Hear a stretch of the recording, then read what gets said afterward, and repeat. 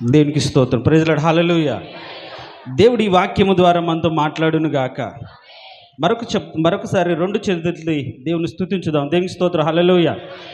రెండు చేతులు ఇచ్చి చెప్దాం. Praise lord. Hallelujah, hallelujah. గత కొన్ని వారాలుగా మనం రోమిలకు రాసిన పత్రికను మనం ధ్యానం చేస్తున్నాం. ఈ పత్రికలో సంఘముగా చేర్చబడిన మనం, క్రీస్తు శరీరంగా మార్చబడిన మనం ఏ విధంగా క్రీస్తులో అమర్చబడి సంఘం యొక్క క్షేమాభివృద్ధి కొరకై ప్రయాసపడాలో కొన్ని వాక్యపు సత్యాలను మనం నేర్చుకుంటూ వస్తున్నాం. దేనికి స్తోత్రం. హల్లెలూయా. మనమందరం విశ్వాసులమే గనుక ఆ విశ్వాసం అనేకులకు కనపడాలి అనే సత్యాన్ని మనం నేర్చుకున్నాం. దేనికి స్తోత్రం. హల్లెలూయా. మన విశ్వాసం అనేకులకు తెలియచేయబడాలి. మన విశ్వాసపు స్థాయి అనేకులకు తెలియజేయబడాలి. మనం ఏ విధంగా ఉన్నామో, ఏ విధంగా బ్రతుకుతున్నామో, ఏ విధంగా దేవుని కొరకు నీతిగా పరిశుద్ధతలో నిలిచి నీతిని కొనసాగిస్తున్నామో ఆ స్థాయి మన విశ్వాసం అన్ని చోట్ల ప్రచురం అవ్వాలి. దేనికి స్తోత్రం. హల్లెలూయా. అలా ప్రచురమయ్యే వారి విషయంలో అనేకులు తెలుసుకొని క్రీస్తు యొద్దకు వస్తారు. అయితే పోయిన వారం మనం ఒక మాటను ధ్యానం చేశాం. అదేంటంటే 11వ వచనం, మీరు స్థిరపరచబడవలనని. చాలా, మీరు స్థిరపరచబడాలి అనేది ఒక దైవదాసునికి కోరిక.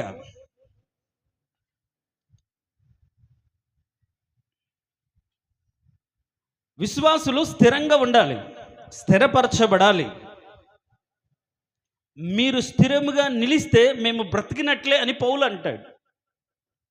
దేవుని ఎదుట ఒక దైవదాసుని కలిగే ఫలం ఏంటంటే విశ్వాసులు సంఘంలో దేవుని సన్నిధిలో విశ్వాసంలో స్థిరంగా నిలబెట్టడమే.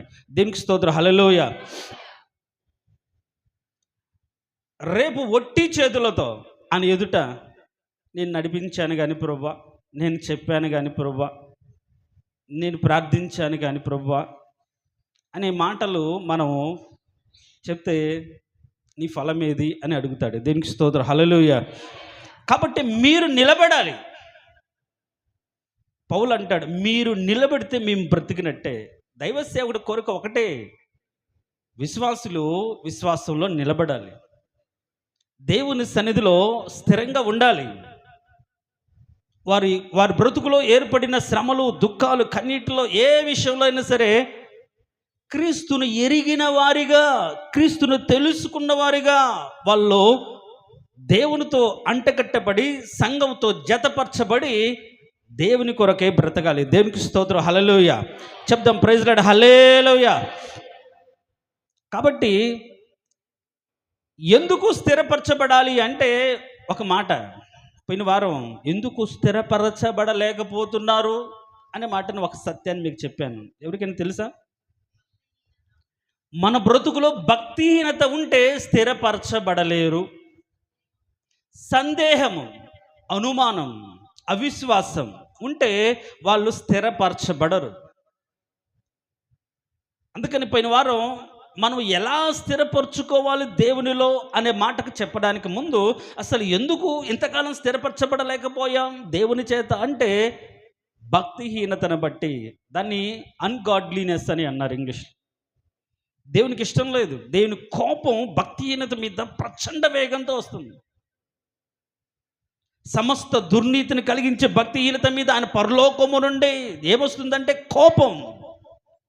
సొదొమ గొమొర్రా మీదకి ఎంత వేండ్రముగా వచ్చిందో,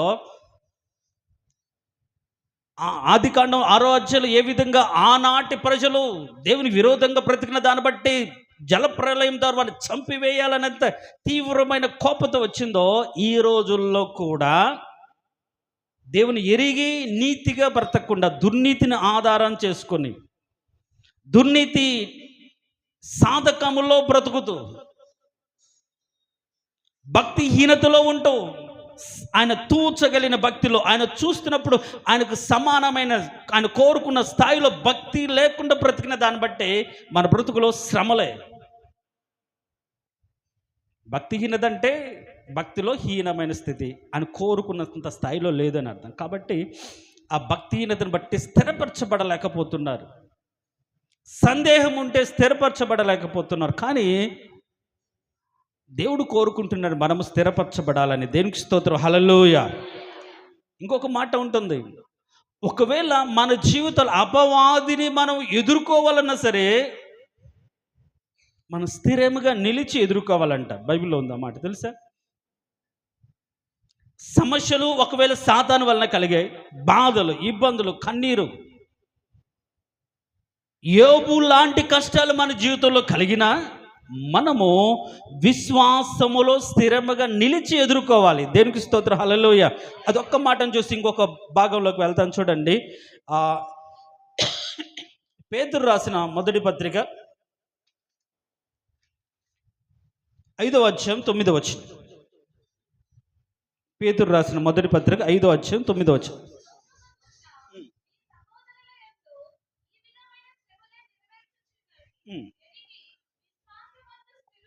విశ్వాసమందు స్థిరులై వానిని ఎదురించడి. దేనికి స్తోత్రం, హల్లెలూయా. దానికి పై వచ్చిన ఏముందండి? మీ అపవాదైన సాతాను ఏం చేస్తున్నాడు? గర్జించు సింహం వల్ల ఎవరిని మృంగుదునా అని ఎదురు చూస్తున్నాడు. ఈరోజు చాలామంది మృంగి వేయబడుతున్నారు, చాలామంది వాడి చేత చెరబట్టబడుతున్నారు. కారణం ఏంటంటే విశ్వాసమందు స్థిరంగా లేదు. అందుకనే మనం 2-3 వారాల క్రితం క్రీస్తువారు ఎవరిని అంటారు అంటే విశ్వాసములో నిలిచిన వారిని, విశ్వాసానికి విధేయత చూపిన వారు క్రీస్తువారు అనబడతారు. దేనికి స్తోత్రం, హల్లెలూయా. అంటే దేవునికి ఇష్టలుగా బ్రతకాలి అనే ఒక కాన్సెప్ట్తోనే నేను ఈ మాటలు చెప్తున్నాను. లోకంలో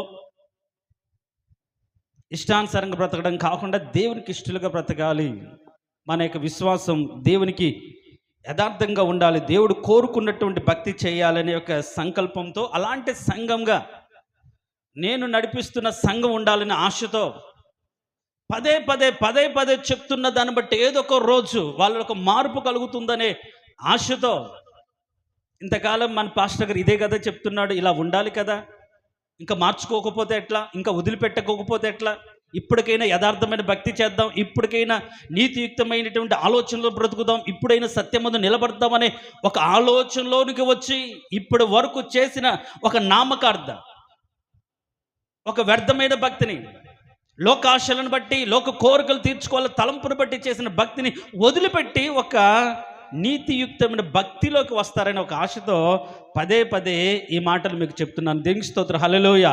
చెప్దాం, ప్రైజ్ లార్డ్, హల్లెలూయా. మీరు స్థిరపరచబడాలి. దేనిలో? డబ్బులోనా, ధనములోనా, లేకుంటే ఈ లోకంలో ఒక ఉన్నతమైన స్థితిలోనా, ఘనతలోనా, స్థాయిలోనా? ఎక్కడ స్థిరపరచబడాలి? మనందరికీ తెలుసు స్థిరమైన నివాసం ఇది కాదు, ఈ లోకం కాదు. మనకు స్థిరమైన నివాసం ఒకటి ఉంది, పరలోకములో ఉందని ఆలోచన కలిగిన వారిలో కూడా ఇక్కడే స్థిరపరచబడిపోవాలి, ఇక్కడే ఉండిపోవాలి అన్నట్లుగా భక్తి చేస్తుంటారు. స్థిరమైన నివాసం ఇక్కడ లేదు, ఆయన సిద్ధపరుస్తున్నాడు అని తలంపు ఒక మూల ఉండినప్పటికీ అది అణిచిపెట్టి, అది వదిలిపెట్టి ఈ లోకంలో బ్రతకడానికి అన్నట్లుగా, ఈ లోకంలో సంపాదించుకోవడానికి అన్నట్లుగా, భక్తి అనేది ఇక్కడ బ్రతకడానికి అన్నట్లుగా జీవిస్తుంటారు. అలాంటి భక్తిని దౌర్భాగ్యపు భక్తి అని బైబిల్ ప్రబోధిస్తుంది. దేవునికి స్తోత్రం, హల్లెలూయా. నా మాటలు కాదమ్మా, వాక్యమే. ఈ లోకము మట్టుకు మాత్రమే, తిండి కోసము, బట్ట కోసము, ఇంటి కోసము, స్వస్థత కోసము, లేకుంటే ఆశీర్వాదం కోసం మాత్రమే భక్తి చేస్తే అది దౌర్భాగ్యపు భక్తి. మనం పరలోకంలో ఉండడానికి భక్తి చేయాలి. దేనికి స్తోత్రం, హల్లెలూయా. చెప్దాం, ప్రైజ్ లార్డ్, హల్లెలూయా. అలాంటి పరలోకములోకి చేర్చబడే సంఘంగా దేవుడు మనల్ని మార్చునుగాక. అలాంటి నీతియుక్తమైన బోధను దేవుడు మనకు నేర్పునుగాక. అలాంటి ఆత్మ సంబంధమైన సంగతులను మనం నేర్చుకుందుముగాక. పౌలు చెప్తున్నాడు, అప్పటికే రోమియో సంఘం ఎంతో మనం చెప్పుకున్నాం, అక్కడున్న సంస్కృతి సంప్రదాయాల్లో సంఘం స్థిరపరచబడాలి, దేవునిలోనే స్థిరపరచబడాలని ఆశతో అని చెప్తున్నాడు. మీరు స్థిరపరచబడాలి. ఎలా స్థిరపరచబడాలి అంటే, సమస్తమును సిద్ధపరచువాడు స్థిరపరచువాడు దేవుడు అయినప్పటికీ, దేవుడే మనం స్థిరపరుస్తున్నప్పటికీ, స్థిరపరచబడడం అనేది దేవుడు చేసే కార్యం అయినప్పటికీ, ఎలా స్థిరపరచబడాలని నూతన నిబంధన సంఘానికి చెప్తున్నాడు. ఒకరి విశ్వాసము చేత ఒకరము. దేవునికి స్తోత్రం, హల్లెలూయా. అక్కడ పైన ఒక మాట చదువుదాం. మీరు స్థిరపడవలనని అనగా మీకును నాకును కలిగిన విశ్వాసము చేత. ఎలా స్థిరపరచబడాలి? కాదు దానిపై అక్కడ రెండు పోలికలు మీకు అక్కడ ఉన్నాయి. ఒకటి, ఎస్, మీకును నాకును కలిగిన విశ్వాసము చేత. ఇక్కడ ఈ మాట ఎందుకుంటున్నాడంటే, సంఘము స్థిరపరచబడాలి. అదేంటంటే దైవజనుడికి విశ్వాసము, దైవజనుడిని అనుసరిస్తున్న వారికి విశ్వాసం. దేవునికి స్తోత్రం, హల్లెలూయా. ఈ మాటను చాలా జాగ్రత్తగా పట్టుకోవాలి. నాకును మీకును కలిగిన విశ్వాసము అనే మాటను మనం ఆధారం చేసుకుంటే, సో సంఘము ఎవరి విశ్వాసాన్ని అనుసరించాలి, ఎవరు మాటను బట్టి నడవాలి? ఏంటి? క్రొత్త నిబంధనలో దేవుడు ఏర్పరిచినటువంటి ఒక విధానం. నిజమైన దైవ సేవకుడు క్రీస్తు యొక్క జ్ఞానాన్ని ఎరిగి దేవుని యొక్క సత్యాన్ని తెలుసుకున్నటువంటి దైవ సేవకుని యొక్క నడిపింపులో మనం ఉండాలి. దేనికి స్తోత్రం, హల్లెలూయా. మన వ్యక్తిగత విశ్వాసం మనం ఎదుర్కొంటున్నప్పుడు మనకు చెప్పుకున్నాం, శ్రమల్లో నిలబడగలిగిన విశ్వాసం ఏంటి? తర్వాత అంటే విశ్వాసానికి ఎదురే పరీక్షలో నిలబడగలిగిన విశ్వాసం, శోధనలో నిలబడగలిగిన విశ్వాసం, ఇవన్నీ కూడా వ్యక్తిగతంగా మన జీవితాల్లో మనము కలిగి ఉండవలసిన విశ్వాసాలు. అయితే ఈ విశ్వాసాన్ని కాపాడుకుంటూనే మనము ఈ విశ్వాసము మనము ఎవరి ద్వారా అయితే బలపరచబడుతుందో, ఎవరైతే మనం బోధిస్తున్నారో ఆ సంఘ సేవకుని యొక్క విశ్వాసాన్ని మనము అనుసరించాలి. దేవునికి స్తోత్రం, హల్లెలూయా. ఈ రోజుల్లో దైవ సేవకుడు ఒక చెప్తున్నారు, సంఘస్థులు ఒక ఆలోచన చేస్తున్నారు. అందుకని అక్కడ ఐక్యత లోపిస్తుంది. నా మాటలు చాలా జాగ్రత్తగా వినండి. ఇక్కడ నేనేదైతే చెప్తున్నానో, ఎలా ఉండమని కోరుకుంటున్నానో, ఎలా ఉండాలని ఉపదేశిస్తున్నానో, ఏం చేయమంటున్నాడో అది మాత్రమే చేయాలి, అలా మాత్రమే ఉండాలి. నేను చెప్పేది ఒకటి, మీరు చేసేది ఒకటైతే అది దైవ సేవకుని అనుసరిస్తున్న విశ్వాసం కాదు. మాకు విశ్వాసం ఉంది, మేము నమ్ముతాం, మాకు తెలుసు అనే ఆలోచన కరెక్ట్ కాదు వాక్యానుసారంగా. మీరు నేర్చుకోవాల్సిన సత్యం ఏంటంటే, మీరు ఏ సంఘానికైతే అంటుకట్టబడి ఉన్నారో, ఏ సంఘములో అయితే మీరు మారు మనసు పొంది బాప్తిసం తీసుకొని స్థిరపరచబడి నడుస్తున్నారో, ఆ సంఘ నాయకుడి యొక్క విశ్వాసం ఏంటో ఎరిగి తెలుసుకొని ఆయన విశ్వాసము చొప్పున ఆ విశ్వాసంలో మీరు పాలువారై నడుచుకోవాలి. దేవునికి స్తోత్రం, హల్లెలూయా. ఈ సత్యం మనకు తెలియక సేవకుడు ఒకటి చెప్తే విశ్వాసులు రకరకాలైన ఆలోచనలు చేస్తారు. దాన్ని బట్టి గలిబిలి సంఘంలో మొదలవుతుంది, ఐక్యత లోపిస్తుంది. కాబట్టి మొదట మనము స్థిరపరచబడాలి అనే మాటలో ఏ విధంగా స్థిరపరచబడాలి నీ విశ్వాసం అంటే, దైవ సేవకునితో కూడా స్థిరపరచబడాలి. దేవునికి స్తోత్రం, హల్లెలూయా. చెప్దాం, ప్రైజ్ లార్డ్, హల్లెలూయా. యోనాతాను సౌలు యొక్క కుమారుడే. ఫిలిష్తీయులు విస్తారంగా తమను చుట్టుముట్టినప్పుడు, గమనించండి, చాలా జాగ్రత్తగా వినవలసిన పాయింట్. ఇతనే మీ రాజు, మిమ్మల్ని నడిపించేవాడు అని సమూయేలు ప్రకటించగానే అనేకులు, బైబిల్లో రాయబడిన మాట, యెహోవా చేత ప్రేరేపణ పొందిన శూరులు సౌలును వెంబడించారని రాయబడింది. ఏంటంట? వాళ్ళ ప్రేరేపణ దైవికమైన ప్రేరేపణ. వాళ్ళు సౌలును వెంబడించడానికి దేవుడే ఒక ప్రేరేపణ వారి కలగజేశాడు. ఇతను మన రాజు, ఇతడు మన కోసం ఏర్పరచబడిన వ్యక్తి, ఇతను మనం అనుసరించాలి, ఇతను మనం బలపరచాలి, ఇతనితో కూడా ఉండి మనం పోరాడాలి, ఇతనితో కూడా ఉండి మన శత్రువులను జయించాలనే ఆలోచన దైవికంగా వాళ్ళు అంటే వాళ్ళు దేవుడు వారి జీవితం కలగజేసిన దాన్ని బట్టి, ప్రేరేపించబడిన దాన్ని బట్టి వారు సౌలును వెంబడించారు. అయితే యుద్ధానికి వెళ్ళగానే వీళ్ళకంటే ఎక్కువ మంది శత్రువులు వచ్చారు. వీళ్ళకంటే ఎక్కువ మంది శత్రువులు వచ్చారు. ఇప్పుడు ఎవరిని అనుసరించి, ఎవరిని నమ్మి, ఎవరి కోసం, ఎవరిని బలపరచడానికి వాళ్ళు వచ్చారో ఆ రాజును ఒంటరిగా వదిలిపెట్టి వాళ్ళ బతుకులు వారు చూసుకున్నారు. ఈ రోజుల్లో కూడా బలపరచబడానికి వచ్చిన వారు, స్థిరపరచాలని నమ్మకంతో వచ్చిన వాళ్ళు కొంతకాలానికి కొన్ని సందర్భాల్లో ఎవరి దారి వాళ్ళు చూసుకుంటున్నారు. మరి మీకోసం నిలబడినటువంటి నడిపించే రాజు ఏమవ్వాలి? నడిపించే నాయకుడు ఏమవ్వాలి? ఎవరి కోసం దేవుడు నియమించాడు? ఎవరి యొక్క విడుదల కోసం, ఎవరి యొక్క విమోచన కోసం, ఎవరి యొక్క రక్షణ కోసం, ఎవరి కోసం ఒక బాధ్యత కలిగిన వ్యక్తిగా సేవకుని నియమించాడో ఆ సేవకునితో ఉండవలసిన వాళ్ళు ఏం చేశారంటే ముఖాలు చిన్నబుచ్చుకొని పరిస్థితులు బట్టి ఎవరి దారిన వాళ్ళు వెళ్ళిపోయిన సందర్భం మనం మొదటి సమూయేలు గ్రంథంలో చూస్తాం. ఒక మాట చూడండి, ఒక మాట. సమూయేలు మొదటి గ్రంథం, సమూయేలు మొదటి గ్రంథం 10వ అధ్యాయం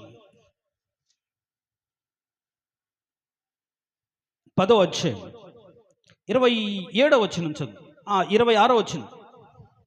సౌలును గిబియోలోని తన ఇంటికి వెళ్ళిపోయిను, దేవుని చేత హృదయ ప్రేరేపణ పొందిన శూరులు అతని వెంట వెళ్ళిరి.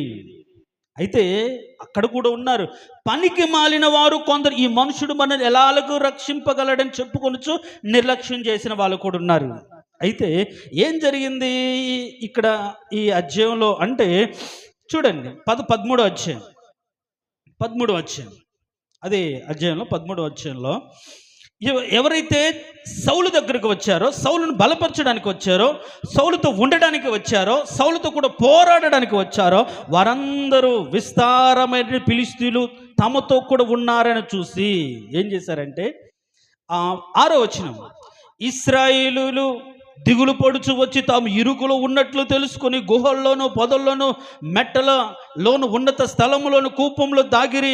కొందరు హెబ్రీయులు యోర్దాను దాటి గాదు దేశమునకును గిలాదునకు వెళ్ళిపోయారు, కానీ సౌలు ఇంకను గిబియోలోని ఉండెను. జనులందరూ భయపడొచ్చు అతన్ని వెంబడించిరి అని రాయబడింది. మీకు ఒక సత్యం చెప్పాలి, నాయకుణ్ణి వెంబడించే వాళ్ళు బలపరచకపోతే, ఎవరైతే ఆయనతో ఉంటామని చెప్పిన వారు, ఆయనతో కూడా పోరాడుతామని చెప్పిన వారు, మేము కూడా నీతో కూడా నిలబడతామయ్యా, నువ్వు మా కోసం నిలబడ్డప్పుడు మేము నీ కోసం నిలబడతామని చెప్పిన వారు మాట మీద నిలబడాలి. దేవునికి స్తోత్రం, హల్లెలూయా చెప్దాం, ప్రైజ్ లార్డ్, హల్లెలూయా. ఇప్పుడు వీళ్ళందరూ ఎవరు? మనం చదువుకున్నాం కదా, హృదయ ప్రేరేపణ పొందిన శూరులు. అంటే వాళ్ళకి ఏం తెలుసు? యుద్ధము తెలుసు, వాళ్ళకి ఏం తెలుసు? పోరాటము తెలుసు, వాళ్ళకి ఏం తెలుసు? కత్తి వాడడం తెలుసు, వాళ్ళకి ఏం తెలుసు? డాలు వాడడం తెలుసు, శత్రువు యొక్క పన్నాగాలు తెలుసు, అంటే పసిగట్టడం తెలుసు, పోరాడడం తెలుసు, అన్ని విద్యలు తెలుసు కాబట్టి ఇప్పుడు మొదట ఏర్పరచబడిన రాజుకు తోడుకు ఉండడానికి వచ్చిన వాళ్ళే, రాజును బలపరచడానికి వచ్చిన వారే ఇప్పుడు ఏం చేశారంటే శత్రువులు ఎక్కువ అయ్యేటప్పటికీ ఏం చేశారు? దిగులు పడుచు ఇరుకులు ఉన్నామని అనుకుంటూ ఏం చేశారు? సౌలు వదిలిపెట్టి వెళ్ళిపోయారు. ఎంత దారుణం! నీకోసం దేవుడు ఏర్పరిచిన వ్యక్తిని వదిలిపెట్టిపోతావా? నిన్ను బలపరచడానికి, నిన్ను క్రీస్తులో స్థిరపరచడానికి, ఆ సత్యంలో నడిపించడానికి ఒంటరిగా నిలబడిన వ్యక్తిని నువ్వు ఎలా వదిలి వెళ్ళిపోతావు? కొందరు అలా వెళ్ళిపోతారు. కొందరు పనికి మాలిన కొందరని రాయబడింది అక్కడ. వాళ్ళు నిర్లక్ష్యం ఏముందులో ఇతనితో, దాకా మన దగ్గర ఉన్నాడు, మనలో ఉన్నాడు అన్నట్లుగా నిర్లక్ష్యం చేసే వాళ్ళు ఉంటారు. ఇప్పుడు చూడండి, ఏ సేవకుడైనా, ఏ రాజు అయినా, ఎంతటి నాయకుడైనా వారికి చాలా సందర్భంలో వాళ్ళతో ఉన్నటువంటి గుంపే బలము కదా. నాకు సమస్య వస్తే, నాకు కష్టం వస్తే, నాకు బాధ వస్తే నన్ను బలపరిచే వాళ్ళు ఇంతమంది నాతో కూడా ఉన్నారు, వీళ్ళు నావారు అనే ధైర్యాన్ని బట్టి కదా శత్రువు ఎదుర్కోవడానికి వెళ్ళేది. సౌలు కూడా అలానే వారిని బట్టి ధైర్యంగా వెళ్ళాడు. కానీ వీళ్ళందరూ వదిలిపెట్టేటప్పటికీ ఇప్పుడు సౌలులో కూడా ఏమొచ్చిందంటే భయం వచ్చింది. అన్నీ చూసుకుంటే అటు ఇటు చూసేటప్పటికి, వాళ్ళు వీళ్ళని చూసేటప్పటికి ఒక్కడు లేడు, శూరులు లేరు. ఇదిగో వీళ్ళు ఖచ్చితంగా నాతో ఉంటారు, వీళ్ళు ఖచ్చితంగా నన్ను బలపరుస్తారు, ఖచ్చితంగా నా శ్రమలో నాకు తోడుగా ఉంటారు అనుకున్న వాళ్ళు ఎవరు లేరు. పోనీ చెప్పిన సమయంలో కూడా టైంకి రాలేదు. అప్పుడు ఈయన ఏం చేశాడంటే తొందరపడి కాని పని చేశాడు. యాజకుడు చేయవలసిన పని చేశాడు. కారణం ఏంటి?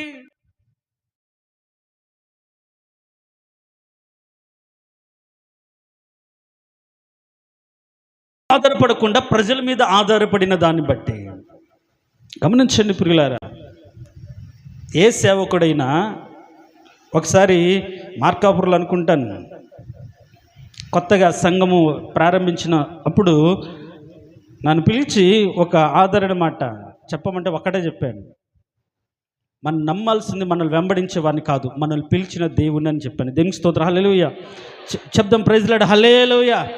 పిలిచినవాడు వదిలిపెట్టేవాడు కాదు, పిలిచినవాడు బలవంతుడు, పిలిచినవాడు స్థిరపరిచేవాడు, పిలిచినవాడు తోడుండేవాడు, పిలిచినవాడు సహాయము చేసేవాడు.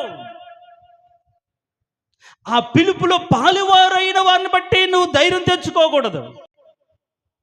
ఇది నాకు గుణపాఠం. దేవుడు ఆరంభంలోనే, కొత్తలోనే, సేవలోనే నీవు నిలబడాల్సిందే, నీవు చూడాల్సిందే. నిన్ను బలపరిచి నీతో కూడా ఉండేవారిని బట్టి కాదు, నిన్ను స్థిరపరచగలిగిన దేవుణ్ణి బట్టి నువ్వు సంఘంలో నాయకుడిగా ఉండాలని చెప్పాడు. దేనికి స్తోత్రం. హల్లెలూయా. కొంతమంది వచ్చినప్పుడు అంకుల్ అబ్బా బాధపడిపోతుంటాడు, ఇంకా రాలేదేంటి, కొద్దిమందే వచ్చారేంటి, వాళ్ళు రాలేదు. మనుషులను చూసి మనం భక్తి కాదు. ఒకరున్నా, 100 మంది ఉన్నా, 1000 మంది ఉన్నా మన విశ్వాసం స్థిరంగా ఉండాలి. దేవునికి స్తోత్రం. హల్లెలూయా చెప్దాం. Praise lord. Hallelujah. Online prayer చూస్తే ఇప్పుడు వచ్చిన వాళ్ళలో సగం మందే వస్తారు. ఎక్కువసేపు ఉండాలి కదా మందిరంలో. వాళ్ళకు టైంపాస్. మందిరం అంటే 1 గంటే ఉండాలి, ఇన్ని గంటలే ఉండాలి, ఇంతసేపే ఉండాలని ముందు ఫిక్స్ అయ్యి దేవునికి టైం చెప్పగలిగినట్టు మహానుభావులు చాలామంది మన సంఘంలో ఉన్నారు. టైం అవగానే టైంకి వెళ్ళి చూస్తుంటారు. ఏం రవి ముగించడా, దీనికి తిండి తిప్పులు ఉండవు, స్టేజ్ ఎక్కితే మైక్ పట్టుకుంటే సమయం ఉండదు, షుగర్ పేషెంట్స్ పట్టరు, ఎవరు పట్టరు. నేను ముందే చెప్పాను, నా టైం నాదే, మీరు సిద్ధపడి రావాలి. వయసులో మళ్ళిన వాళ్ళు మీరు ముందుగానే వచ్చేటప్పటికే లేట్ అవుతుందేమో, ఆ టైం ఏం చేయాలో అని సిద్ధపడి రావాలి. దేవుని సన్నిధిలో 1 నిమిషం, గంట, 10 నిమిషాలు ఉండి దేవునికి సమయాన్ని కేటాయించగలిగిన గొప్ప వాళ్ళం కాదు కదా. కాబట్టి మందిరానికి వచ్చేటప్పుడు వయసు మళ్ళిన వాళ్ళు ఉండడానికి కావాల్సిన సిద్ధపట్టు. ఆ టైం లేట్ అవుతుంది, 10 నిమిషాలు అది అయినప్పుడు ఎలా ఉండాలో దానికి తగినట్టుగా సిద్ధపడి రావాలి. దేనికి స్తోత్రం. హల్లెలూయా చెప్దాం. Praise lord. హల్లెలూయా. సేవకుడు దేవుని చూడాలి, సేవకుడు నడిపించేవాడిని చూడాలి, సేవకుడు పిలిచిన వాడిని చూడాలి, సేవకుడు తను బలపరచేవాడిని చూడాలి. కానీ సౌలు మనుషులను చూసి భయపడి చేయరాని పని చేశాడు. కానీ సమూయేలు వెంటనే వచ్చాడు, చెప్పాడు, నువ్వు చాలా తప్పు చేసావు, కరెక్ట్ కాదు, నీ రాజ్యం నిలబడదు అని చెప్పాడు. ఇదంతా అయింది. కానీ ఫిలిష్తీయులు ఏమైనా వెళ్ళిపోయారా? లేదు, అలానే ఉన్నారు. పోనీ వీళ్ళ దగ్గర పోరాడడానికి ఏమైనా ఉన్నాయంటే ఏమీ లేవు. ఒక సౌలు దగ్గర, తన కుమారుడు యోనాతాను దగ్గర మాత్రమే ఏమున్నాయంటే కత్తి, ఈట ఉంది అని రాయబడింది. దేనికి స్తోత్రం. హల్లెలూయా. ఇప్పుడు ఆయుధము లేదు, కత్తి లేదు. ఫిలిష్తీయులు మాత్రం వీళ్ళు ఎక్కడ ఆయుధాలు చేసుకుంటారని అన్నిటినీ ఆఫ్ చేసేశారు. కానీ చుట్టుముట్టారు, వారితో యుద్ధము చేయాలి. ఇలాంటి సమయంలో యోనాతాను ధైర్యం తెచ్చుకున్నాడు. దేనికి స్తోత్రం. హల్లెలూయా. యోనాతాను అంటాడు, 14వ వచనం చూడండి. సమూయేలు మొదటి గ్రంథం 14వ అధ్యాయంలో, ఆ దినమున సౌలు కుమారుడైన యోనాతాను తన తండ్రితో ఏమీ చెప్పక తన ఆయుధములు మోయి పడుచువాణిని పిలిచి ఆవతలున్న ఫిలిష్తీయుల దండు కావలేరు వారిని హతము చేతుకు పోదము రండి అని చెప్పాడు. దేవునికి స్తోత్రం. హల్లెలూయ చెప్దాం. 2 చేతులు చెప్దాం. ప్రైజ్లాడు. హల్లెలూయ చెప్దాం. హల్లెలూయ. అందరు భయపడిపోయారు, కానీ కుమారుడు అయినటువంటి వాడు, గమనించండి, ఆత్మీయంగా కూడా పని వాళ్ళు నిలబడలేరు. కుమారుడైన వాడే తండ్రి యొక్క కష్టంలో, బాధలో కుటుంబంతో ఉంటాడు. అందుకనే మట్టి పని అయినా ఏదో ఏమంటారుగా, ఇంటివాడు వెళ్ళాలి అంటారు కదా. కదా, దేనికి స్తోత్రం. ప్రైజ్లాడు. హల్లెలూయ. అంటే కష్టమైన పని ఖచ్చితంగా ఇంటివాడు ఉండాలనే సందర్భం. కొందరకు పనులంటే వాళ్ళు గొప్ప కనిపించే పనులైతే చేస్తారు, వాళ్ళకు పేరు వచ్చే పనులైతే చేస్తారు, వాళ్ళు గణపరిచే విధంగా ఉంటే చేస్తారు. స్టేజ్లే కావాలి, మైకులే కావాలి, ఘనతే కావాలి, ముందు చైర్లే కావాలి, వాళ్ళ పేర్లే పిలవాలి, వాళ్ళు గొప్పవారు అనిపించబడాలి అనేదైతే చేస్తారు. ఏమీ చెప్పం. వాళ్ళు చేసిన దానికి కూడా కనీసం కృతజ్ఞత కూడా సంఘంలో ప్రచురం చేయం.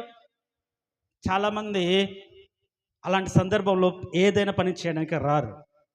కానీ యోనాతాను అందరూ వదిలిపెట్టిపోయిన కొడుకు కాబట్టి, కుమారుడు కాబట్టి, బాధ్యత ఉంది కాబట్టి, ఇది నా తండ్రి యొక్క రాజ్యం, నా తండ్రి రాజ్యాన్ని శత్రువు చుట్టుముడుతుంది కాబట్టి నేను ఏదో ఒకటి చేయాలి అని తండ్రికి చెప్పకుండా ఒక విశ్వాసం కలిగిన వాడై ఏం చేస్తున్నాడంటే, ఫిలిష్తీయులు కావలి ఉండే దండు స్థలానికి వెళ్ళడానికి సిద్ధపడ్డారు. దేనికి స్తోత్రం. హల్లెలూయ చెప్దాం. ప్రైజ్లాడు. హల్లెలూయ.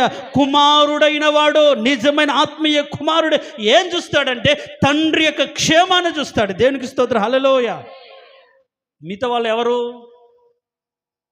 బంధువులు, రక్త సంబంధికులు, ప్రేరేపణ పొందిన వాళ్ళు వచ్చి ఏం చేశారు, చేతనైతే చేద్దాం అనుకున్నారు కానీ వెళ్ళిపోయారు. కానీ బాధ్యత ఎవరి మీద ఉందంటే నిజమైన కుమారుడి మీదే ఉంటుంది. దేనికి స్తోత్రం. హల్లెలూయ. అంటే ఆత్మ సంబంధమైన కుమారులు, సంఘం యొక్క బాధ్యత, సంఘములో పరిచర్య, సంఘం విస్తరణ, సంఘ క్షేమం అనే దాని గురించి ఎవరు పట్టించుకుంటారు అంటే అందరూ పట్టించుకోరు. ఇది నా తండ్రి సంఘము కదా, దానికి నేను తోడుగా ఉండాలి, నేను బలపరచాలి, నేను నా చేతనే సహాయం ఉండాలి, నా యొద్ద ఒక్కని దగ్గర మాత్రమే ఈట ఉంది, నా దగ్గర మాత్రమే కత్తి ఉంది కాబట్టి నేను ముందు ఉండాలి అనే ధైర్యం నిజమైన ఆత్మీయ కుమారుడికి ఉంటుంది. ఆత్మీయంగా తండ్రిగా భావించిన వారు, ఇది నా సంఘం అనుకున్న వారికి ఉంటుంది. లేకపోతే ఆదివారం వస్తారు, లేకపోతే మంగళవారం రానని చెప్పం, వస్తారు, ఇష్టమైతే ఉంటారు, నచ్చకపోతే రారు, అంతే. దేవునికి స్తోత్రం. హల్లెలూయ. కానీ కుమారుడైన వాడు ఏం చేస్తాడు, తండ్రి బాధలో, తండ్రి కష్టంలో, తండ్రి ఉద్దేశాన్ని నెరవేర్చడానికి ప్రయాసపడతాడు. దేవునికి స్తోత్రం. హల్లెలూయ. చూడండి, గాడిదలు తప్పిపోతే ఎవరికి చెప్పాడు? ఒక పనివాడికి చెప్పొచ్చుగా తండ్రి. ఎవరికి చెప్పాడు? సౌలు అనే తన కుమారుడికి చెప్పాడు. ఇప్పుడు కుమారుడైన వాడు గాడిదలు వెతికి పని నాదేంది తండ్రి, పని వాళ్ళు ఉన్నారు కదా అనలేదు. పనివానితో కూడా తగ్గించుకొని తాను కూడా వెళ్ళగలిగాడు. అది కుమారుని యొక్క మనస్తత్వం. దేవునికి స్తోత్రం. హల్లెలూయా. ఈరోజు కుమారులంటే ఆస్తికి వారసులు, కుమారులంటే ఆ కుటుంబం వారసులకు పిలువబడే ఒక బాధ్యత. అలా కాదు. కుమారులంటే అవసరమైన చోట పనివానితో కూడా వెళ్ళగలిగినటువంటి తగ్గింపు కలిగి ఉండడం, తండ్రి యొక్క చిత్తాన్ని, తండ్రి యొక్క ఉద్దేశాన్ని, తప్పిపోయిన గార్ధాబములు వెతకడానికి శక్తి వంచన లేకుండా తండ్రి చిత్తాన్ని నెరవేర్చాలి, తను శక్తికి మించినటువంటి భారాన్ని కలిగి ప్రయత్నించాలి అనే ఆలోచన కలిగిన వాడు కుమారుడు.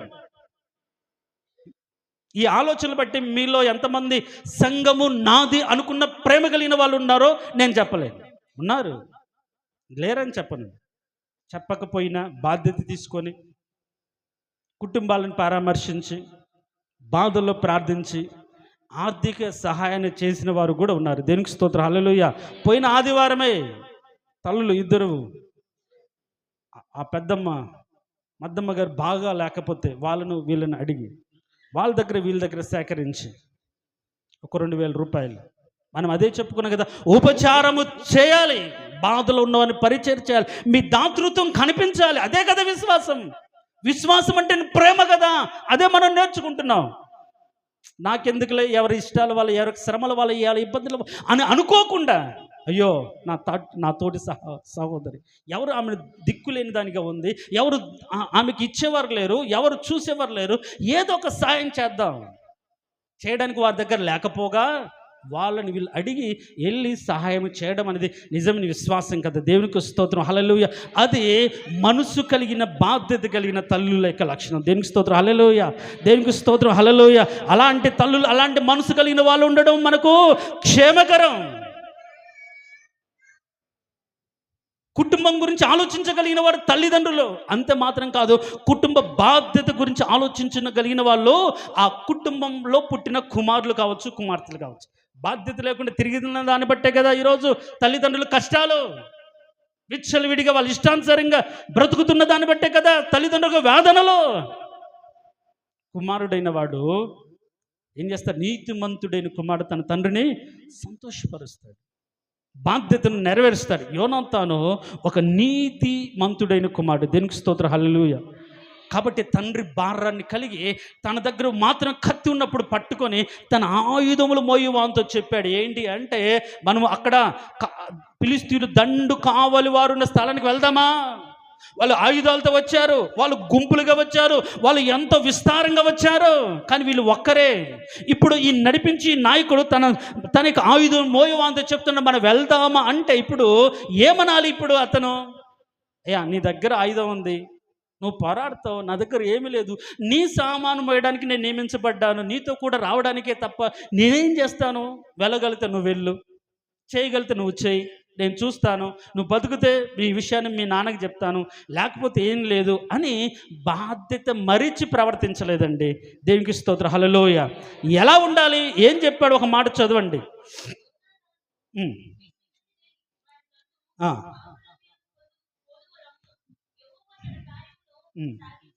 యెహోవా తన కార్యమును సాగించునేమో, అనేకుల చేతనైనను కొద్ది మంది చేతను రక్షించుడు యెహోవాకు అడ్డమా అని తన ఆయుధములు మోయువానితో చెప్పగా అతడు ఏమంటాడు?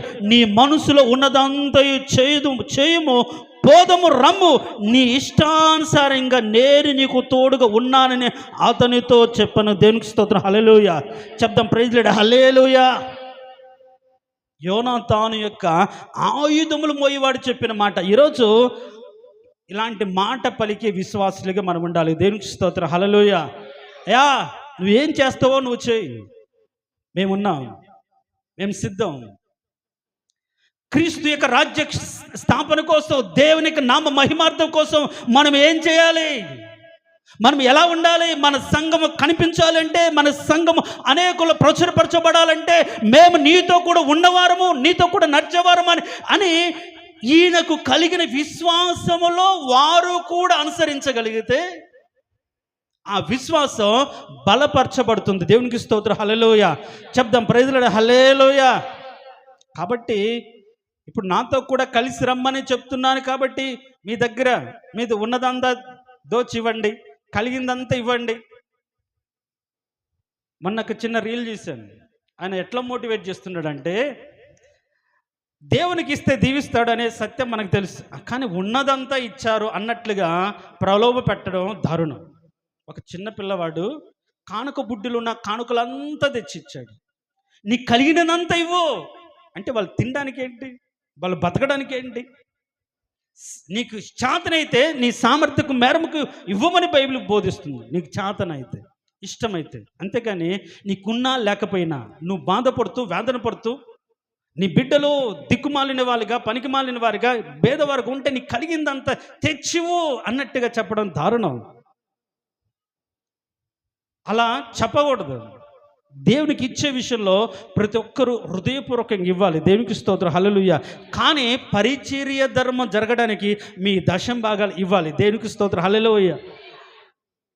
చేతనైనంత మటుకు దేవుడు దీవించిన దాన్ని బట్టి అభివృద్ధి పొందిన కలకు దేవుడు ఇవ్వాలనే మనసు ఉండాలి తప్ప నువ్వు ఎలన్నా బతుకు, నువ్వు దేవునికి ఇవ్వు, నేను బాగుపడతాను అనే స్వార్థపూరితమైన మాట నేను చెప్పట్లేదు. దేవునికి స్తోత్రం, హల్లెలూయా. నాతో పాటు ఉండండి అంటే నాతో పాటు ఉపవాసం ఉండండి, నాతో పాటు ప్రార్థన చేయండి, నాతో పాటు దేవుని సన్నిధిలో ఒక ఆశ కలిగి ప్రభు మా సంఘం విషయంలో కృప చూపించండి. అనేకులు మందిరానికి రాలేకపోతున్నారు, కుటుంబాలుగా రాలేకపోతున్నారు, అనేక మంది యవనస్తులు దేవునికి దూరంగా బ్రతుకుతున్నారు, నిన్ను ఎరగని బిడ్డలుగా ఉంటున్నారు. ఎప్పుడయ్యా వాళ్ళని విడిపించేది, ఎప్పుడయ్యా వాళ్ళని మందిరంలో కనిపించేది, ఎప్పుడయ్యా ఆ స్థితి నుంచి వాళ్ళని విడిపించు తండ్రి అని ప్రలాపించే వారిగా ఉండాలి. అది నా ఆశ. అంతకు మించి నేనే మీ దగ్గర నుంచి కోరుకోవట్లేదు. ప్రతి సంఘము దేవుని సన్నిధిలో కనబడినట్టుగా, ప్రతి కుటుంబం దేవుని సంఘంలో కనబడినట్టుగా, వృద్ధులు మొదలుకొని చిన్న బిడ్డలు మొదలుకొని దేవుని సన్నిధిలో దేవుని కలిగి ఆరాధించేటట్లుగా మనము ప్రార్థన చేయడానికి నాతో కూడా కలిసి రావాలని ఆశపడుతున్నా. దేవునికి స్తోత్రం, హల్లెలూయా. ఇది మన వల్ల కాదులే, ఇలా కష్టంలే, ఇది ఎప్పుడు చేయలేదు కదా, అలా కాదు కదా, ఈయనేంటి కొత్తగా, ఈయనేంటి ఇలా అనే భిన్నమైన మనస్తత్వాన్ని వదిలిపెట్టి అంటాడు, మనము స్థిరపరచబడాలి నాకును నీకును కలిగిన విశ్వాసం చేత. అంటే సంఘ కాపరికి కలిగిన విశ్వాసము చేత ఆ విశ్వాసాన్ని స్థిరపరిచే విధంగా, ఆ విశ్వాసంలో నడిచే విశ్వాసము ద్వారా. ఇప్పుడు ఆయుధం మోయి వారితో చెప్తున్నాడు, మనం వెళ్దామా? ఇప్పుడు ఏం చెప్పాలి? మన ఇద్దరేమే ఉన్నాము, మనతో వచ్చిన వాళ్ళందరూ కూడా దూరం అయిపోయారు, ఏం చేస్తాం మనం? యోనాతాను విశ్వాసం ఏంటంటే, కొద్ది మంది వారి కానీ ఎక్కువ మందితో దేవుని పని చేయడం కష్టమా అని చేయాలనుకుంటే చేస్తాడని నమ్మకం. దేవునికి స్తోత్రం, హల్లెలూయా. దేవునికి స్తోత్రం, హల్లెలూయా. అలాంటి నమ్మకంతో ఎప్పుడైతే యోనాతాను తన్ను వెంబడించి వారిని అడగగానే అతను ఏమంటాడు? పోదము. దేవునికి స్తోత్రం, హల్లెలూయా. ఏమంటాడు అక్కడ? ఇంకొక మాట ఏమంటాడు? నీ మనసులో ఉన్నదంతయు చేయము, పోదము రమ్ము. దేవునికి స్తోత్రం, హల్లెలూయా. దేవునికి స్తోత్రం, హల్లెలూయా. విశ్వాసులు ఎలా ఉండాలి? అయ్యా, నువ్వు దేవుని నామ మహిమార్థమై నీకు దేవుడి హృదయంలో ఏం పెట్టాడు, ఏ ఆలోచన పెట్టాడు, ఏ ఉద్దేశం పెట్టాడు, అదంతా చేయడానికి మేము నీ విశ్వాసంలో పాలువారాయడానికి మేమేం చేయాలో చెప్పు, మనము చేద్దామని చెప్పగలిగిన స్థాయిలోకి సంఘము దైవజనుని యొక్క భారాన్ని కలిగి మందసాన్ని మోస్తున్నటువంటి దైవజనుని అనుసరించే స్థాయికి రావాలి. దేవునికి స్తోత్రం, హల్లెలూయా. చెప్తాం, ప్రైజ్ లార్డ్, హల్లెలూయా. మరి నీ విశ్వాసం ఎట్లా స్థిరపరచబడ్డావు? నీకు నీవే విశ్వాసి అనుకుంటే సరిపోతుందా? నీ మట్టుకు నువ్వే విశ్వాసిగా ఉంటే సరిపోతుందా? సంఘముగా కూడిన తర్వాత, సమాజంగా ఏర్పరచబడిన తర్వాత నువ్వు దైవజనుని అనుసరించాలి. ఆయన విశ్వాసంలో పాలివారవునట్లుగా. అందుకని ఒక మాట ఉంటుంది చూడండి, కొరింథీయులకు రాసిన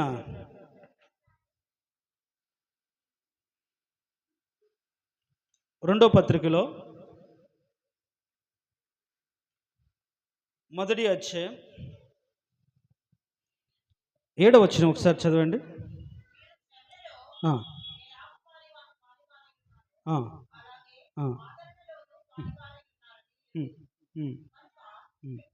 కాదు ఈ మాట చదువు. ఫిలెమోనుకు రాసిన పత్రిక చూడండి,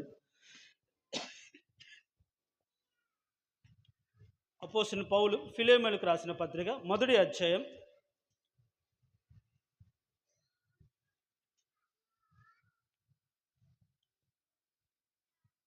6వ వచనం కింది భాగాన్ని నేను చదువుతాను చూడండి. ఎల్లప్పుడూ నా దేవుని కృతజ్ఞతాస్తుతులు చెల్లించుతూ క్రీస్తుని బట్టి మీ యందున్న ప్రతి శ్రేష్టమైన వరము విషయమై నీవు అనుపూర్వకంగా ఎరుగుట వలన ఇతరులు నీ విశ్వాసమందు పాలివారొకటి అనున్నది కార్యకారి కావాలని నేను కోరుచున్నాను. సహోదరుడా, పరిశుద్ధుల హృదయములు నీ మూలముగా విశ్రాంతి పొందినందున నీ ప్రేమను బట్టి నాకు విశేషమైన ఆనందము ఆదరణ కలిగను. దేవునికి స్తోత్రం, హల్లెలూయా. ఇక్కడ మనం చదువుతున్నాం, మీరు చెప్తున్నారు నీ విశ్వాసాన్ని బట్టి మేము అనుసరించాలా, నువ్వు చెప్పిన దాన్ని బట్టి మేము వినాలా అంటే అవును అంటున్నాడు. ఇక్కడ ఇతరులు నీ విశ్వాసంలో పాలివారు అని అంటున్నారు. ఇప్పుడు సేవలో పాలివారు, కలిసి పని చేస్తున్నాం, చెప్పిన మాట చేస్తున్నారు. అలాగే దైవ సేవకుడి కోరిక, దైవ సేవకుడి చిత్తం, దైవ సేవకుడి తలంపు, ఆయన క్రీస్తులో ఏ విధంగా ఉండాలని ఆశపడుతున్నాడో, ఏ విధంగా నడవాలని కోరుకుంటున్నాడో, ఏ విధంగా స్థిరపడాలని ఆరాటపడుతున్నాడో, ఆ విశ్వాసంలో పాలివారగుటకు దేవునికి స్తోత్రం. హల్లెలూయా చెప్దాం, ప్రైజ్లాడు హల్లెలూయా. విశ్వాసంలో ఒకరినొకరు ఏమవ్వాలి? పాలివారవ్వాలి. అంటే ఒకరొకరు జతపరచబడి ఉన్న వారిగా ఉండాలి, ఒకరు కలిసిపోయిన వారిగా ఉండాలి. ఇప్పుడు ఈ ఆయుధములు మోయేవాడు యోనాతాను విశ్వాసంలో పాలు పంపులు పొందాడా లేదా? ఎప్పుడు అవుతాడు చెప్పండి? ఎప్పుడు అయ్యాడు? నా మాటలు అర్థమవుతున్నాయా? నా వైపు చూడండి, దేవునికి స్తోత్రం. హల్లెలూయా ప్రైజ్ లార్డ్ హల్లెలూయా. యోనాతాను చెప్పాడు, మన యుద్ధం చేద్దాం, వెళ్దాం, ఫిలిష్తీయులు కాపురముండు లేకుంటే కావలి ఉండు దండు పాలెంలోకి మనం వెళ్దాం, వారు ఆ తట్టు ఉన్నారు అన్నప్పుడు, ఆ నమ్మకంలో, ఆ విశ్వాసంలో ఆయన చెప్పిన మాటకు లోబడి వెళ్దాం అన్నప్పుడే పాలివారు అవుతారు. నా మాట అర్థమైందా? అంటే దైవ సేవకుడు ఏదైతే చెప్తాడో దాన్ని అనుసరించినప్పుడే, దాన్ని ఒప్పుకున్నప్పుడే, అలాగ చేయాలని నిర్ణయించుకున్నప్పుడే ఆ విశ్వాసంలో మనము పాలివారం అవుతాము. దేవునికి స్తోత్రం. హల్లెలూయా చెప్దాం, ప్రైజ్ లార్డ్ హల్లెలూయా. అందుకని నాకును మీకును కలిగిన విశ్వాసము అనే మాట పౌలు చెప్తూ, ఓకే, క్రీస్తును ప్రకటించగల ధైర్యం నాకుంది, బంధకాలలో సైతం క్రీస్తును విశ్వసించి క్రీస్తును బోధించగల శక్తి నాకుంది, ధైర్యం నాకుంది. దానిని మీరు అనుసరించగలిగిన వారిగా, దానిలో కూడా మీరు నిలబడగలిగిన వారిగా ఉండాలనే ఉద్దేశాన్ని పౌలు చెప్తున్నాడు.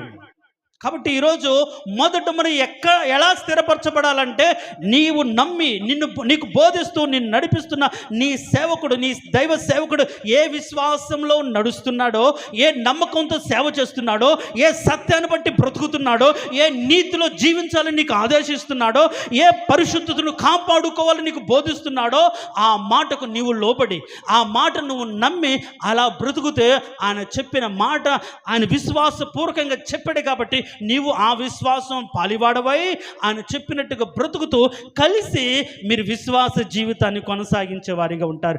దేవునికి స్తోత్రం. హల్లెలూయా చెప్దాం, ప్రైజ్ లార్డ్ హల్లెలూయా. కాబట్టి సంఘముల విశ్వాసులు సంఘ నాయకుడి యొక్క విశ్వాసం యందు స్థిరపరచబడాలి. దేవునికి స్తోత్రం. హల్లెలూయా. ఎప్పుడైతే ఇలా సేవకునితో పాటు నడవగలిగినట్టు మనసు కలిగినటువంటి మనస్తత్వం ఎవరికి ఉంటుందో, అప్పుడు ఎదుటి వారికి, అంటే సంఘం వెలుపల వారికి ఒక భయం పుడుతుంది. ఆ భయాన్ని ఏమంటారంటే దైవికమైన భయం అంటారు. దేవునికి స్తోత్రం. హల్లెలూయా. మనం చదువుదాం, అక్కడే చూడండి, సమూయేలు మొదటి గ్రంథం ఏ అధ్యాయం అమ్మ? మనం చదివి 13వ అధ్యాయం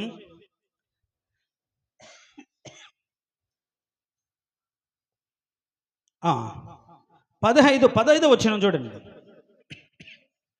దండులోను పొలములోను జనులందరిలోను మహాభయకంపము కలిగెను.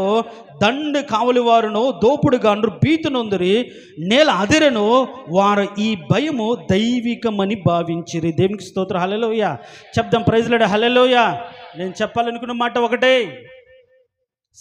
సంఘంలో చేర్చబడిన ప్రియ విశ్వాసి, నీ విశ్వాసము దైవ సేవకుని విశ్వాసంతో కలవాలి. ఎప్పుడైతే దైవ సేవకుని విశ్వాసాన్ని బట్టి నువ్వు బ్రతుకుతూ ఉంటావో, చుట్టూ ఉన్నవారికి, అంటే సంఘం వెలుపల వారికి ఒక భయం పడుతుంది. అదేంటంటే అందరూ ఒకే విశ్వాసంలో ఉన్నారు. దేవునికి స్తోత్రం. హల్లెలూయా చెప్దాం, ప్రైజ్ లార్డ్ హల్లెలూయా. ఒకే ఏకత్వంతో, ఒకే మనస్తత్వంతో, ఒకే అడుగుజాడల్లో ఒకే మందసాన్ని వెంబడిస్తున్న వారుగా ఉంటున్నారు అనే భయం సంఘం వెలుపల వారికి కలుగుతుంది. దేనికి స్తోత్రం. హల్లెలూయా. చూడండి, ఇప్పుడు ఇక్కడ వీళ్ళు ఇద్దరే చేశారు, కానీ భయం అందరికీ కలిగింది. వీళ్ళు యుద్ధం చేయడానికి వెళ్ళింది ఎంతమంది? అందరు కాదు, ఇద్దరే. ముందడిగి వేసింది ఎవరు? ఇద్దరే. అంటే ఒక విశ్వాసం కలిగి యోనాతాను అడుగేస్తే ఆ విశ్వాసాన్ని అనుసరించి ఆ విశ్వాసం చొప్పున అతను బలపరుస్తూ నేను నీతో కూడా ఉన్నాను, పద వెళ్దామనే ధైర్యం చెప్పుకుంటూ వాళ్ళు వెళ్ళారు కాబట్టి దేవుడు కార్యాన్ని జరిగించాడు. దేవునికి స్తోత్రం హల్లెలూయా, దేవునికి స్తోత్రం హల్లెలూయా. కాబట్టి ఇద్దరు ముగ్గురు ఆయన నామమున కూడి ఏ విధంగా ఏకీభవించాలి? విశ్వాసం ద్వారా ఏకీభవించాలి, ఒకే ఆత్మతో ఏకీభవించాలి, ఒక మనసుతో ఏకీభవించాలి. ఏకీభవించకుండా కూడి ఉంటే ఏం లాభం? అందుకనే మీరు కూడి వచ్చుట శిక్షావిధికి కారణమవుతుందని పౌలు అంటాడు. మందిరానికి రావడమే దేనికి కారణమవుతుంది? శిక్షావిధి. కానీ కూడిన వారు ఏక మనసుతో, కూడిన వారు ఏక భావంతో, కూడిన వారు ఏక తాత్పర్యంతో ఉండాలి. నేనైతే ధైర్యంగా ఒకటి చెప్పగలను, అదేంటంటే నేను సంఘాన్ని నీతిలో పరిశుద్ధతలో మాత్రమే నడిపిస్తాను. దేవునికి స్తోత్రం హల్లెలూయా. చెప్దాం ప్రైజ్ లార్డ్ హల్లెలూయా. అంతేకాని నీతి మాలిన మాటలు, భక్తి మాలిన మాటలు, పరిశుద్ధత లేని బోధలు నా బ్రతుకులు నేను చేయను. ఏ రకంగానే సరే పరిశుద్ధతను కాపాడుకొని దేవుని సన్నిధిలో నిలబడాలని ఆలోచనతో బ్రతుకుతున్నా. ఉన్నా లేకపోయినా, పొందుకోకపోయినా నీతిని కలిగి బ్రతకాలి, పరిశుద్ధతని కలిగి బ్రతకాలని ఆశతోనే నేను ఈ మాటలు చెప్తున్నాను. నా విశ్వాసం అయితే అది. ఉన్నా లేకపోయినా పరిశుద్ధతలో ఉండాలి, ఉన్నా లేకపోయినా నీతిని కలిగి బ్రతకాలి, ఉన్నా లేకపోయినా ఆయన మార్గంలో మనం నడవాలి. దేనికి స్తోత్రం హల్లెలూయా. ఎప్పుడైతే యోనాతాను మాటను బట్టి ఈ ఆయుధములు మోయేవాడు అనుసరించాడో వాళ్ళు కలిసి దైవికమైన కార్యాన్ని జరిగించారు. దేవునికి స్తోత్రం హల్లెలూయా. సంఘము ఎట్లా దైవికమైన కార్యము జరిగిస్తుంది అంటే సంఘమంతా కూడా సేవకుడు చెప్పినట్టుగా నడిచినప్పుడు. ఉపవాస ప్రార్థన మనం ప్రకటిస్తాం. కొందరికేమో కాలేజీలు ఉంటాయి, కొందరికేమో ఉద్యోగాలు ఉంటాయి, కొందరికేమో అనారోగ్యాలు ఉంటాయి, కొందరికేమో ఆ రోజుకి సమస్యలు వస్తాయి. కానీ ఏది ఏమైనా సరే 1-2 నెలల నుంచి ప్రకటిస్తున్నప్పుడు ఆ రోజు నేను ఉండాలి చెప్పాడు కదా ఆలోచనతో ఉన్నప్పుడు అప్పటికి ఏ విధంగానైనా వాళ్ళు సిద్ధపడి ఆ ఆలోచన చొప్పున నడిచి ఆ రోజు అక్కడ ఉండగలుగుతారు. దేవునికి స్తోత్రం హల్లెలూయా. కాబట్టి సంఘంలో విశ్వాసం ఎట్లా స్థిరపరచబడాలి? మొదట దైవ సేవకుడి విశ్వాసములో నడిచి స్థిరపరచబడాలి. అప్పుడే సంఘము ఏకత్వం కలిగి ఉంటుంది. సంఘము ఒకే మాట మీద ఉంటుంది. ఎప్పుడైతే ఆ మాటను బట్టి నడుచుకుంటారో వారు ఏకత్వాన్ని చూసి, ఒకే మాటను బట్టి నడుస్తున్న విధానాన్ని చూసి చుట్టూ ఉన్న వారికి ఒకటే భయం కలుగుతుంది. దేవునికి స్తోత్రం హల్లెలూయా. యాజకులు మందసాన్ని మోస్తున్నప్పుడు ప్రజలు ఏం చేయాలి? మందసాన్ని వెంబడించాలి. ఇప్పుడు యాజకులు మోస్తున్న వాళ్ళు యోర్దాను ఎదురైనప్పుడు యాజకులు మొదట నీటిలో అడుగు పెట్టాలి. ఏం జరిగింది? ఏకరాశిగా నిలబడిపోయింది. వీళ్ళు నడవడానికి మార్గం ఏర్పడింది. యాజకులు వెంబడించారు 7 రోజులు, యాజకులు అనుసరించాడు 7 రోజులు. 7వ రోజు ఆయన చెప్పినట్లుగా కేకలు వేయాలి అన్నప్పుడు కేకలు వేశారు. యాజకులు బూరలు ఊదులుగా ప్రజలు కేకలు వేశారు. ఏం జరిగింది? ఎరికో కోట గోడలు కూల్చబడ్డాయి. దీన్ని బట్టి మనకి ఏమర్థమవుతుందంటే దైవ సేవకుని యొక్క విశ్వాసాన్ని మనం అనుసరించగలిగితే, ఆ విశ్వాసం ముందు మన విశ్వాసాన్ని స్థిరపరచుకోగలిగితే దైవికమైన కార్యాలు మనము చేస్తాము, దైవికమైన కార్యాలు మనము చూస్తాము. దేవునికి స్తోత్రం హల్లెలూయా. చేద్దాం ప్రైజ్ లార్డ్ హల్లెలూయా. దేవునికి స్తోత్రం హల్లెలూయా. కాబట్టి సంఘంలో చేర్చబడి నీవు స్థిరపరచబడాలి. ఎలా? ఏ విశ్వాసంలో? నీకు కలిగిన విశ్వాసంలోనా, నీకు తెలిసిన విశ్వాసంలోనా, నీవు ఎరిగిన విశ్వాసంలోనా? ఆ విశ్వాసాన్ని దైవ సేవకునితో కలిపి నడవగలిగినదిగా మార్చుకోవాలి. దేవునికి స్తోత్రం హల్లెలూయా.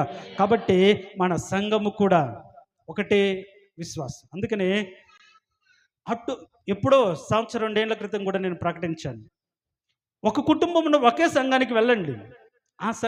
ఆ సంఘానికి తండ్రి, ఈ సంఘానికి భార్య, ఈ సంఘానికి కొడుకులు, ఆ సంఘానికి పిల్లలు, అటు వెళ్ళేదాన్ని బట్టి విశ్వాసాలు మారిపోతాయి, నమ్మకాలు మారిపోతాయి, దేవుడు వారికి అనుగ్రహించిన ప్రత్యక్షతలు దూరం అవుతాయి. మా పాస్టర్ ఇలా చెప్పాడంటే ఇంకొకరేమో మా పాస్టర్ ఇలా చెప్పాడంట. దాన్ని బట్టి కుటుంబాల గొడవలు. ఎవరికి కారణం అంటే పాస్టరే కారణం. కాబట్టి వీలైనంత ఒక్క చోట ఉండడానికి ప్రయత్నించండి. నేను ఒకవేళ వేరే సంఘానికి మా ఆయన రమ్మంటున్నాడు, ఆయన వెళ్తానంటే నాకు అభ్యంతరం లేదు. ఒక చోట ఒక భక్తితో ఒక మాట మీద కుటుంబాలు స్థిరపరచబడాలి, ఒక మాటకు బ్రతకాలి. చేతనైతే మన దగ్గరికి తెచ్చుకోవాలి. అది ఏదో గొడవ పడే అది పెట్టి ఇది పెట్టి కాదు, మంచిగా. లేదా ఒక చోట ఒకే విషయంలో నడవాలి. అప్పుడే ఆ సంఘం, ఆ కుటుంబం ఒకే విశ్వాసాన్ని నమ్ముతుంది కాబట్టి, ఒకే దైవజన మాటని అంగీకరిస్తుంది కాబట్టి వాళ్ళ ఆలోచనలు కూడా ఒక్కటిగా ఉంటాయి. కానీ ఇప్పుడు మిశ్రిత జనాలు, మిశ్రిత కుటుంబాలు అయిపోతుంటాయి. అలా ఉండమాకండి. కాబట్టి మొదట సంఘంలో స్థిరపరచబడండి. అది దైవ సేవకుడి విశ్వాసాన్ని అనుసరించే వారిగా. దేవునికి స్తోత్రం. అది ఆ విశ్వాసాన్ని అనుసరిస్తే ఇప్పుడు మన శ్రమలో, మన బాధల్లో ఆ విశ్వాసం ఎలా ఆదరణ కలగజేస్తుంది అనే సత్యాన్ని వచ్చే వారం మనం నేర్చుకుందాం. తలలు వంచండి. తలలు వంచిన మనం, మీరు స్థిరపరచబడాలి. సంఘానికి వచ్చిన మీరు, పరిశుద్ధులకు ఉండటకు పిలిచిన దేవుడు మీరు స్థిరపరచబడాలని కోరుకుంటున్నారు. పరిశుద్ధపరచబడిన వారై పరిశుద్ధులకు ఉండుటకు పిలువబడిన మీరు, యేసు క్రీస్తు రక్తము ద్వారా కడగబడి కొనబడి సంఘంలో చేర్చబడిన మీరు, సంఘ విశ్వాసంలో సంఘ నడిపించే నాయకుడి యొక్క విశ్వాసాన్ని బట్టి నడుచుటకు ఈ విశ్వాసం స్థిరపరచుకో. మొదట ఆయన చెప్పినట్టుగా నడవడానికి, చెప్పినట్టుగా చేయడానికి, చెప్పినట్టుగా బ్రతకడానికి, ఆయన చెప్పినట్లుగా లోబడ్డానికి మొదట నిన్ను నీవు అప్పచెప్పుకో. సంఘానికి, సంఘ సేవకుడికి నీ ఉద్దేశాలు, నీ తలంపులు, నీ ఆలోచనలు పక్కన పెట్టు. నీ సొంత ఇష్టాలు పక్కన పెట్టు.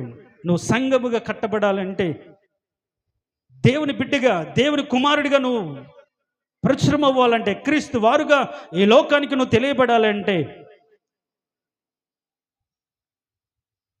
ఆ విశ్వాసంలో స్థిరపరచబడాలి. మొదట దైవ సేవకునికి లోబడాలి. దైవ సేవకుని అడుగుజాడల్లో నువ్వు నడవాలి. పౌలు చెప్తున్నాడు, నేను క్రీస్తును పోలి నడుచుకున్నట్లుగా మీరు నన్ను పోలి నడుచుకున్నాడు. ప్రియ దేవుని సంగమా, ఇప్పటి వరకు దైవ సేవకుని అడుగుజాడల్లో నడవక, మందసాన్ని వదిలిపెట్టి మోస్తున్న సేవకుని కాదనుకొని నీ ఇష్టానుసారంగా, నీకు నచ్చినట్లుగా, నీకు తెలిసినట్లుగా భక్తి చేసావేమో. ఏమి పొందుకోలేకపోయావా? ఇప్పటికైనా సరే నయోమి వలె దేవుని సన్నిధికి వచ్చి సంఘ నాయకత్వానికి అప్పచెప్పుకో. కలిసి పని చేయడానికి నిన్ను నువ్వు ఒప్పుకో. సిద్ధంగా నీ మనసు సిద్ధపరచుకో. సిద్ధపడు. సేవకుని విశ్వాసంలో నేను పాలువాడవాలి. సేవకునికి భారాన్ని నేను మోయాలి. సంఘ దర్శనం, నశించిపోతున్న ఆత్మల పట్ల భారాన్ని నేను కలిగి ఉండాలి అని ఆ సేవకునితో కూడా నేను కూడా ఉండగలిగిన ఆలోచన కలగచి ప్రభు అని ప్రార్థన చేయాలి. సంఘము స్థిరపరచబడాలి ఇలాంటి విశ్వాసం ద్వారానే. అప్పుడే అభివృద్ధి పొందుతుంది. అలాంటి ఉన్నతమైన యోనాతాను అనుసరించిన ఆయుధములు మోయివాడి యొక్క మనసు నాకు కలగచేయండి ప్రభువా. మందసమును వెంబడించిన ఇజ్రాయేల్ యొక్క మనస్తత్వం నాకు అనుగ్రహించండి ప్రభువా. మా సేవకుని యొక్క మాటకు లోబడి ఆయన అనుసరించగలిగినటువంటి లోబడే మనసు మాకు అనుగ్రహించండి. ఏ స్థితిలోనైనా, ఏ పరిస్థితుల్లో అయినా ఆయన చెప్పినట్లుగా మేము చేస్తాం, ఆయన బోధించినట్లుగా బ్రతుకుతాం అనే ఒక తీర్మానం తీసుకుంటే ఆ తీర్మానాన్ని నీ హృదయంలో దేవుడు స్థిరపరుస్తాడు. ప్రార్థన చేసుకుందాం. మహోన్నతుడా, సర్వాధికారి, జీవం కలిగిన దేవ, నీ పరిశుద్ధమైన దివ్యమైన నామమును బట్టి నీకు స్తోత్రం. అవును ప్రభా, సంఘములో ఎలా స్థిరపరచబడాలో తెలియక మేము సంఘానికి వస్తున్నాం కదా, వారం వారం వస్తున్నాం, ఇస్తున్నాం అనే ఆలోచనలో బ్రతుకుతూ, ఎవరిష్టానుసారంగా వాళ్ళు భక్తి చేస్తూ, సంఘ క్రమాన్ని, సంఘం యొక్క ఉద్దేశాన్ని తెలుసుకోక ఇప్పటి వరకు సరైన స్థితిలో మా విశ్వాసాన్ని కట్టుకోలేకపోయాం. అవును ప్రభా, సంఘము ఏక శరీరం, సంఘంలో చేర్చబడిన మేము ఒక అవయముగా అంటుగట్టబడి ప్రేమ అనే కీలు వలన అతికించబడిన వారిగా, విశ్వాసానికి మరొక కోణం ప్రేమ అని మేము విన్నాం. ఆ ప్రేమ ద్వారా అతకబడి, ఆ ప్రేమలో స్థిరపరచబడి, నీవు కోరుకున్నట్లుగా నీ సన్నిధిలో స్థిరపరచబడి సాతానుని ఎదిరించి జయకరమైన జీవితాన్ని మేము జీవించడానికి నీ కృపను అనుగ్రహించు. ఇప్పటి వరకు నాయన దాతాను అభిరాను వాళ్ళలాగా మోషేని ఎదిరించినట్లుగా, మోషే యొక్క నాయకత్వాన్ని ఎదిరించినట్లుగా, నడిపింపును ఎదిరించినట్లుగా ఉండక, ఆ నడిపింపుకు లోబడినప్పుడే మన్నా దొరుకుతుంది. నడిపింపుకు లోబడినప్పుడే సముద్రం చీలిపోతుంది. ఆ నడిపింపులు ఉన్నప్పుడే ఎరికో కోటగోడలు కూల్చబడతాయి. ఆ నడిపింపులు ఉన్నప్పుడే యోర్దాను పాయలైపోతుంది. ఆ నడిపింపులు ఉన్నప్పుడే స్వాస్థ్యాన్ని మేము పొందుకుంటామనే ఆలోచన ద్వారాని పెంచుకొని, ఒకే సంఘం, సంఘం అంటే ఒక మాట, సంఘం అంటే ఒక క్రమం, సంఘం అంటే ఒక మనసు, సంఘం అంటే ఒకే సత్యం, సంఘం అంటే పరిశుద్ధత, అలా బ్రతికే మనస్తత్వం ప్రతి ఒక్కరికి దయచేయమని, ఈ లోకంలో ఏమి ఉన్నా లేకపోయినా నిన్ను కలిగిన వారిగా, నీ వారిగా బ్రతికే ఉన్నతమైన కృప మా బ్రతుకులు అనుగ్రహించమని, హృదయంతరంగాల్లో ఉంటున్న కోపము, ద్వేషము, అసూయ, పగ తీసివేసి, రాత్రికాలం మేము చెప్పుకున్నట్లుగా శత్రువులను ప్రేమించి హింసించు వారి కొరకు ప్రార్థించే వారిని కుమారులు అనబడి, అట్లా మేము బ్రతికే ఉన్నతమైన మీరు కోరుకున్నటువంటి విశ్వాస జీవితాన్ని మేము కొనసాగించడానికి మా కృపను, శక్తిని, బలమును దయచేయమని, దైవ సేవకుని యొక్క విశ్వాసాన్ని అనుసరించి స్థిరపరచబడే ఉన్నతమైన విశ్వాసంలో స్థిరపరచమని, చెప్పినట్లుగా చేసి నడిచి లోబడి మనసు ప్రతి ఒక్కరికి కలిగించమని, అలా జీవించి దైవికమైన భయము మా సంఘము ద్వారా అనేకులకు పుట్టించగలిగినటువంటి ఆత్మీయతలు మా సంఘాన్ని అభివృద్ధిపరచమని కోరుకుంటూ, యేసయ్య శ్రేష్టమైన దివ్యగణ నామమును అడిగి వేడుకొంచున్నాము తండ్రి, ఆమేన్. ఆ విధంగా తలలు వంచండి.